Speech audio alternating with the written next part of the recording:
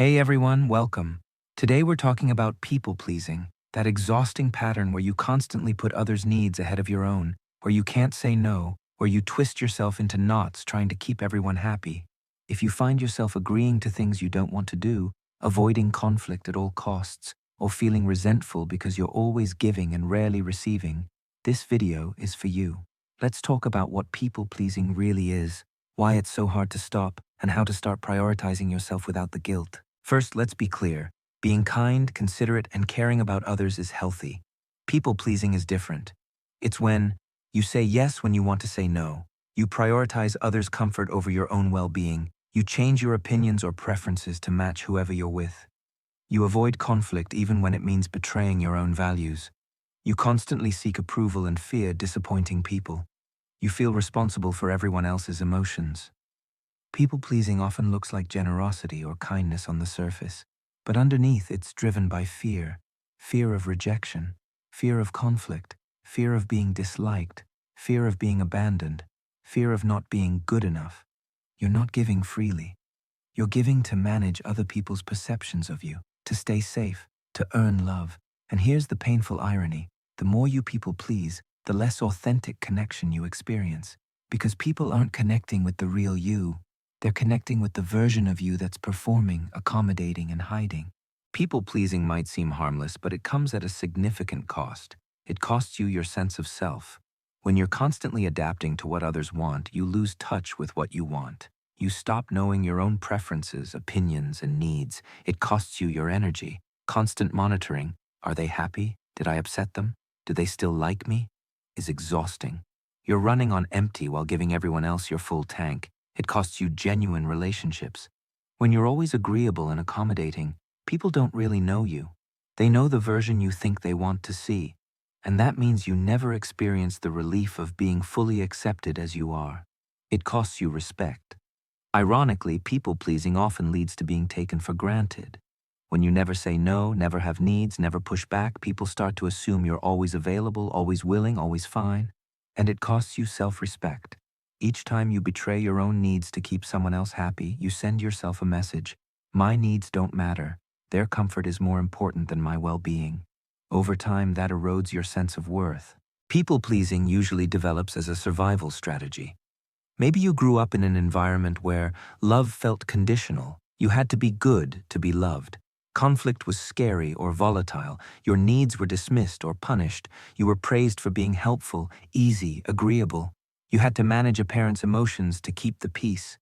In that context, people-pleasing made sense. It kept you safe. It helped you get your needs met indirectly. It gave you a sense of control in an unpredictable environment.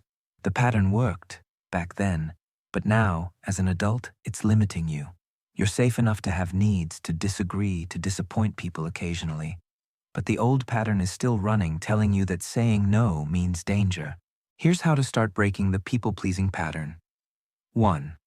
Recognize the pattern. Start noticing when people-pleasing shows up. Saying yes automatically before considering if you actually want to.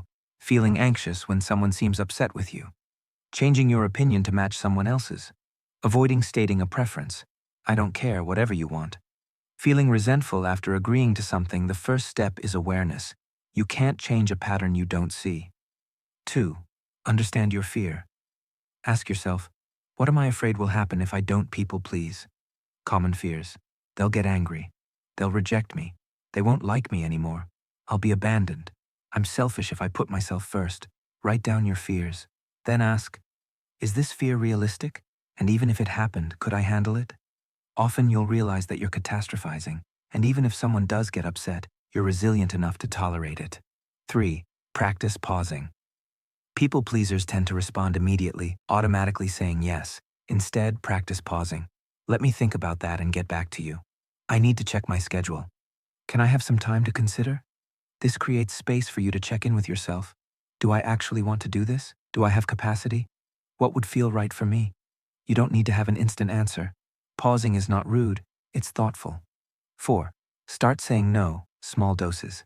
If you've been people-pleasing for years, saying no will feel terrifying at first. Start small. Practice saying no to low-stakes requests. No thanks, I'm good, when offered something you don't want. I can't make it. to an invitation you'd rather skip. That doesn't work for me, to a suggested plan. You don't need elaborate excuses. A simple, polite no is enough. Notice what happens. Usually, people accept it and move on. The rejection you feared doesn't materialize. 5. Tolerate disapproval. Here's a hard truth.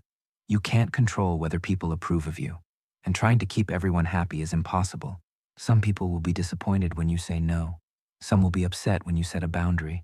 Some will prefer the version of you that accommodates everything. That's okay. Their disappointment doesn't mean you did something wrong. Practice tolerating other people's discomfort without immediately trying to fix it. Someone looks annoyed. Notice it. Don't scramble to smooth it over. Someone expresses disappointment. I understand, and I still can't. Someone is upset. They're allowed their feelings. You're not responsible for managing them. You can be compassionate without being compliant. 6. Reconnect with your needs. People pleasers often lose touch with what they actually want. Start asking yourself, what do I want right now? What would feel good to me? What matters to me in this situation? If I wasn't worried about what others think, what would I choose? At first you might not know. That's normal. Keep asking. The answers will come.